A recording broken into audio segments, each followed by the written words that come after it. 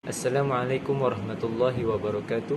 Saya Muhammad Saiful Amin bin Syarudin dengan nombor matriks 10 DIB 22F 1032 bersama rakan-rakan kumpulan saya ingin membentangkan tentang tajuk pengaruh agama dalam peradaban. Seperti yang kita tahu, agama juga berpengaruh besar dalam peradaban masyarakat Melayu setiap zaman. Sebelum kedatangan Islam, agama dan budaya Hindu-Buddha sudah bertapak kukuh dalam setiap aspek kehidupan masyarakat Melayu. Hingga berabad-abad lamanya, agama dan budaya ini begitu kuat dan sangat jelas mempengaruhi sistem politik, sosial, ekonomi dan pemikiran masyarakat alam Melayu. Agama Hindu boleh dikatakan menjadi anutan kebanyakan masyarakat atasan seperti golongan istana kerana ianya amat sesuai untuk menjaga kepentingan sosial dan politik mereka sendiri. Manakala 69 rakyat biasa iaitu bawahan selalunya menganut dan berpegang kepada kepercayaan animisme. Sejarah awal kedatangan Islam ke alam Melayu merupakan isu yang diteruskan dan diperdebatkan dalam kajian sejarah Asia Tenggara. Ini berpunca daripada ahli sejarah, khususnya yang mengkaji tentang sejarah kedatangan Islam, masih kekurangan bukti berhubung dengan isu tersebut.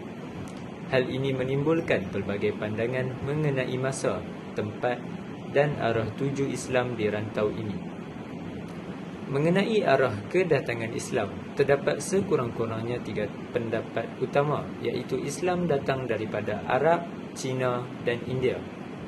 Namun demikian, secara umumnya kedatangan atau pertapakan Islam itu sendiri dan perkembangannya di Kepulauan Melayu berlaku pada abad ke-12 Masihi, iaitu ke-12 atau 13 Masihi.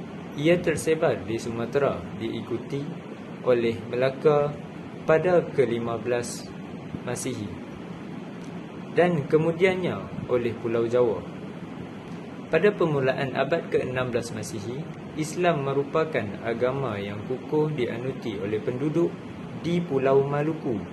Selepas itu, berlaku pula pengislaman di Borneo dan Filipina. Dengan berlakunya penyebaran agama Islam ini, agama Islam dijadikan sebagai teras dalam pembinaan tradisi budaya Melayu. Orang-orang Melayu yang menganut agama Islam menyedari dan memahami nilai-nilai yang telah ditetapkan oleh agama Islam dan Islam sebagaimana menyesuaikan warisan tradisi budaya dan kehendak-kehendak Islam. Mereka menekankan usaha memupuk nilai-nilai Islam sebagaimana yang dikehendaki dari satu generasi ke generasi seterusnya. Seterusnya, saya serahkan kepada rakan saya untuk meneruskan pembentangan kumpulan ini. Assalamualaikum dan salam sejahtera. Saya Muhammad Fikri bin Azman, nombor matrik 10 DIB 22F 1008. Hari ini saya akan menyelesaikan tentang tajuk pengaruh agama dan peradaban. Tugas saya adalah untuk menghuraikan definisi agama dan agama-agama utama yang terdapat di Malaysia. Maksud agama adalah apa yang dimaksud dengan agama religion. Menurut KBBI, pengertian agama adalah suatu ajaran dan sistem yang mengaturkan tata-tata keimanan, kepercayaan dan kepribadian kepada Tuhan Yang Maha Kuasa serta tata akidah terkait pergaulan manusia dengan manusia serta lingkungannya. Pendapat lain mengatakan erti agama adalah suatu kepercayaan dan penyembuhan terhadap kuasa dan kekuatan sesuatu yang luar biasa di luar diri manusia. Sesuatu yang luar biasa itu disebutkan dengan beragam istilah sesuai dengan bahasa manusia. Misalnya item Tuhan, Yahweh, Elohim, Allah Dewa, God, Shanti dan lain-lain sebagainya.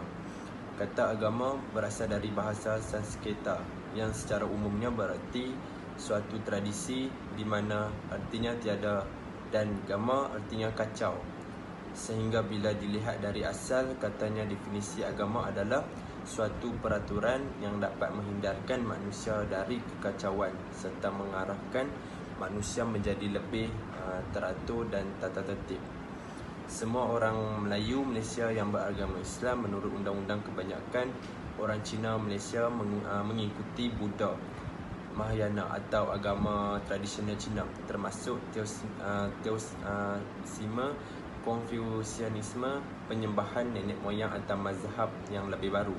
Perangkaan dari Banci 2010 menunjukkan bahawa 83% daripada kaum etnik Malaysia mengenal pasti Buddha dengan sejumlah besar pengikut Teosisme 3% dan Kristian 11%. Sebenarnya peratusan pengamal agama kaum Cina ini mungkin lebih tinggi kerana banyak mengamalkan agama Buddha dan agama rakyat. Agama Kristian ialah agama utama komuniti Bumi Putera bukan Melayu 46.5% dengan tambahan 40.4% mengenal pasti sebagai umat Islam. Ramai suku kaum asli di Malaysia Timur telah bertukar menjadi agama Kristian, walaupun agama Kristian telah merosot sedikit ke semenanjung Malaysia. Agama-agama utama yang terdapat di Malaysia adalah empat: agama Islam, agama Buddha, agama Kristian dan agama-agama kepercayaan etnik-etnik budaya yang terdapat di Malaysia. Malaysia ialah sebuah negara berbilang kaum, budaya dan agama rasminya ialah agama Islam. Agama Islam di Malaysia diwakili oleh versi teologi Syafi'i dan perundangan Sunni. Islam diperkenalkan oleh pedagang yang datang dari Arab, Cina dan India. Ia menjadi kukuh pada abad ke-15. Perlembagaan Persekutuan sebagai undang-undang tertinggi menjadikan Islam sebagai agama persekutuan. Raja-raja adalah pembela Islam di negara Malaysia ini dan anggota keluarga diraja mungkin kehilangan keistimewaan tertentu jika mereka meninggalkan agama Islam dan menukarkan ke agama lain.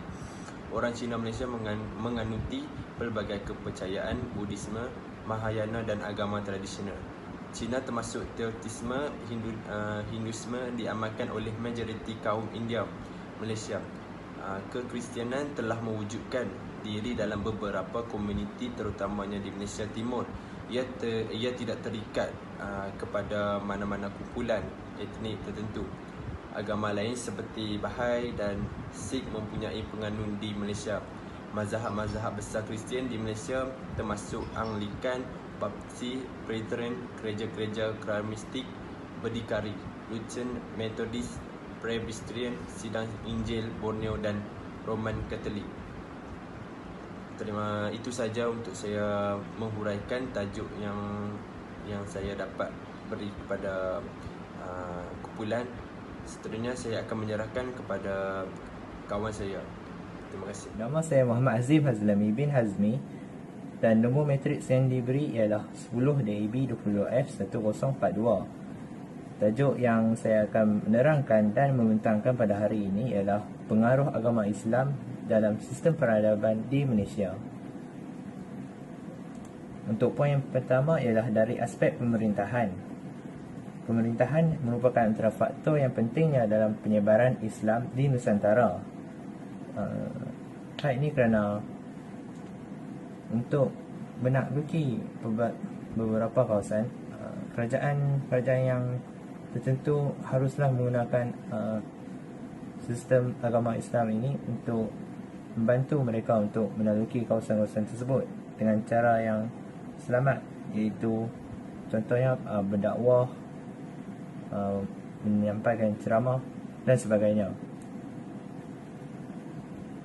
Untuk memahami situasi ini dengan lebih lanjut ialah Kerajaan Pasai pada abad ke-14 Masihi seperti dilaporkan oleh Ibnu Battuta telah memerintah negeri-negeri dan berjaya menyebarkan Islam ke kawasan-kawasan tersebut. Hal ini kerana agama Islam ini senang untuk dipakai dan difaham oleh masyarakat pada zaman dahulu kerana ia memenuhi beberapa dan ataupun semua fitrah manusia. Selepas kejatuhan Kerajaan Melayu Melaka pula, Aceh memainkan peranan penting sebagai pusat penyebaran agama Islam pada abad ke-16 dan ke-17 Masihi. Akhirnya, Aceh menjadi sebuah kerajaan Islam yang kukuh serta menjadi pusat perdagangan yang penting di bahagian utara Selat Melaka.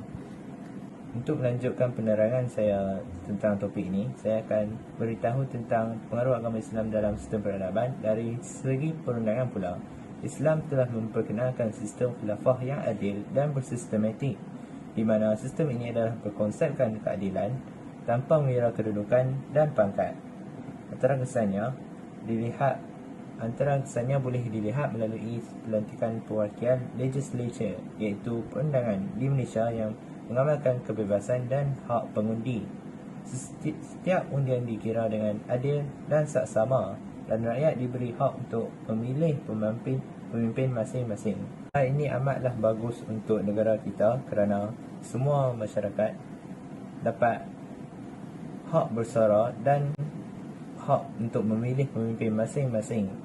Oleh itu, negara kita akan menjadi lebih makmur, aman dan sejahtera. Interaksi sosial amatlah penting bagi negara kita kerana ia adalah satu-satunya aspek yang dapat menghubungkan semua masyarakat berbilang kaum untuk menyatu padu membentuk negara yang lebih maju, supaya kita dapat meninggalkan negara kita dengan lebih aman dan damai untuk generasi yang pada masa hadapan. Oleh itu, cara hidup masyarakat Malaysia sebelum menerima pengaruh dan penyerapan nilai Islam kebanyakannya berasaskan pada budaya asas ideologi penjajah. Contohnya seperti perbezaan kelas sosial dalam masyarakat. Setelah kedatangan Islam yang membawa nilai akidah yang tinggi, tembok kelas sosial dapat diruntuhkan dan masyarakat berbilang kaum dapat berkumpul dan kembali untuk menyatu padu membentuk negara yang makmur. Untuk poin terakhir saya, iaitu sistem kepercayaan. Sebelum kedatangan agama Islam di tanah Melayu, masyarakat tersebut memeluk agama Hindu, Buddha dan kepercayaan animisme.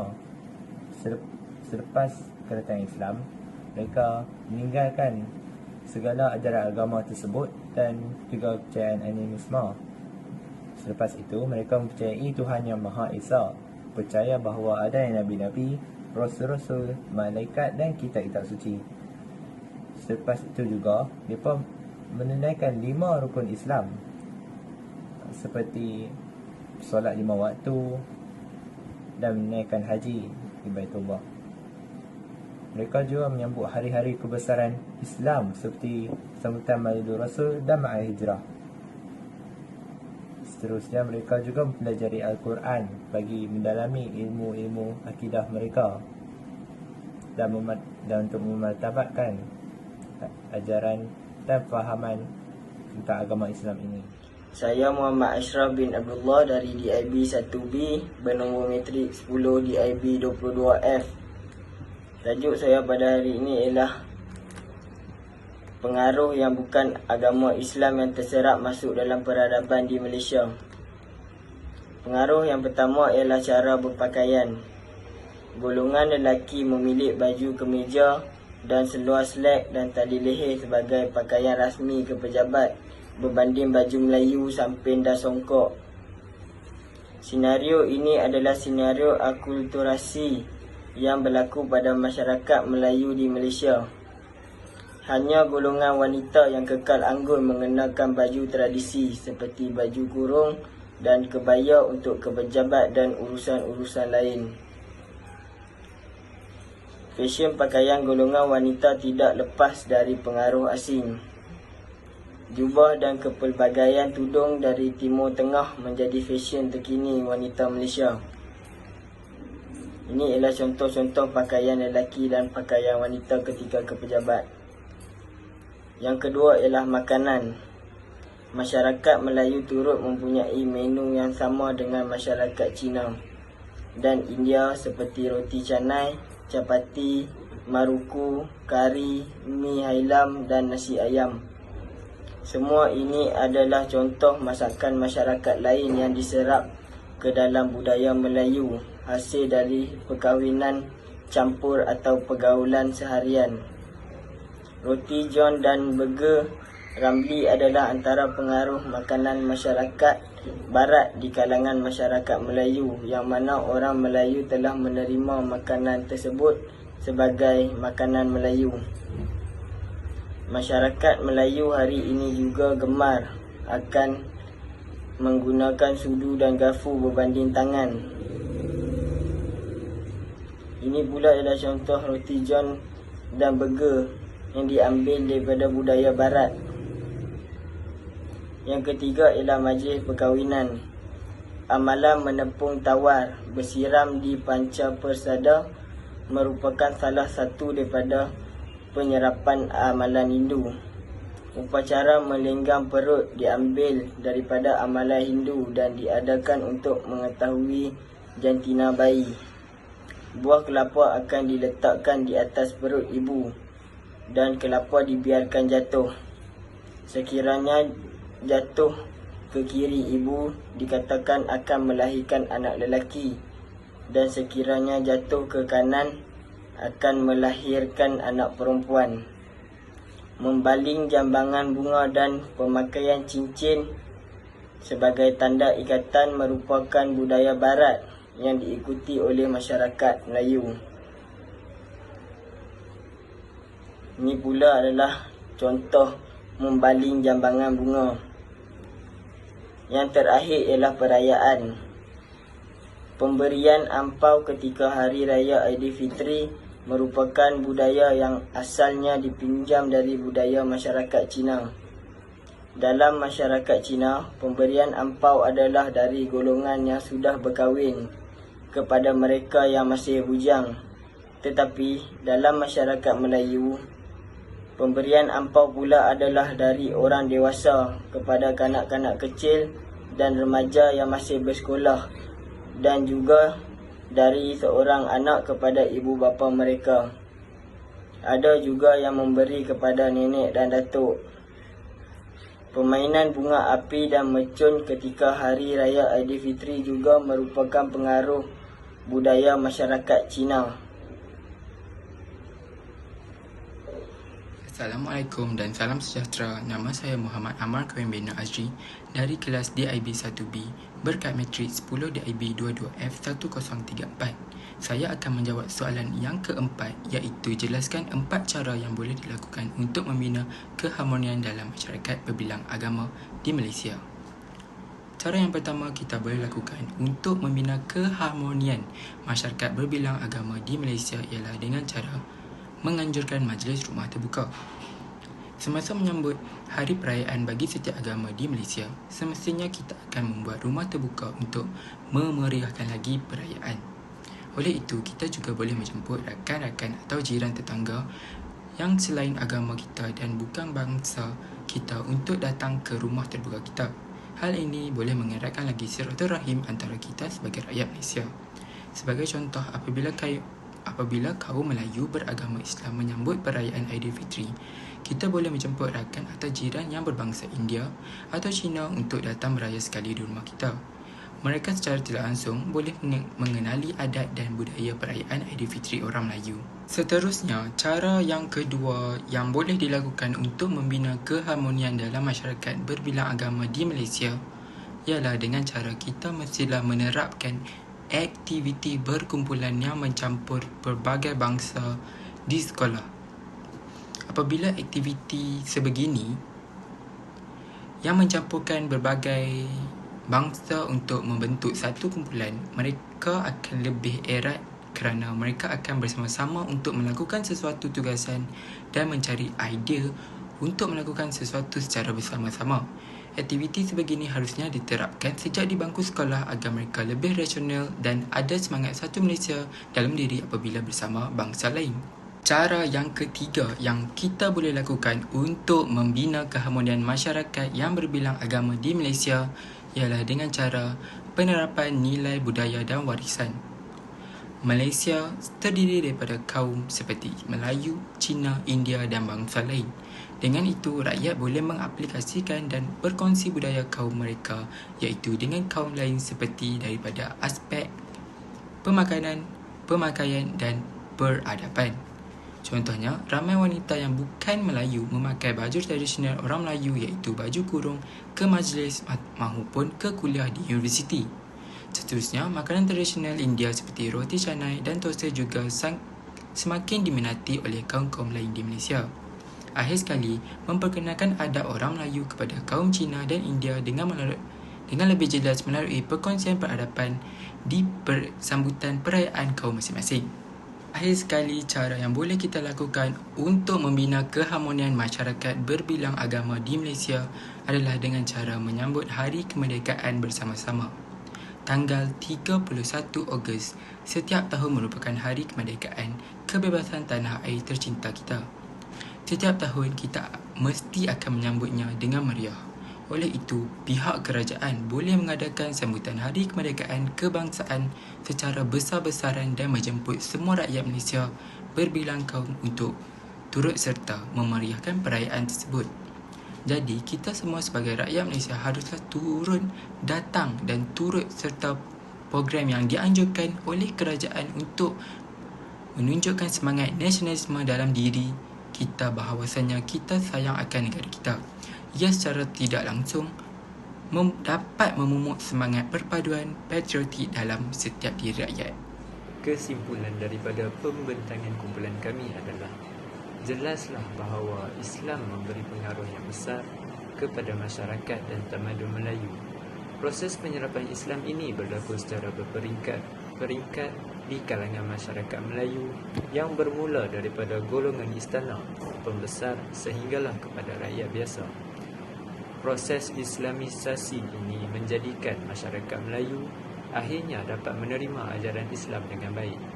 Ini kerana keistimewaan ajaran Islam yang sederhana dan tiada paksaan.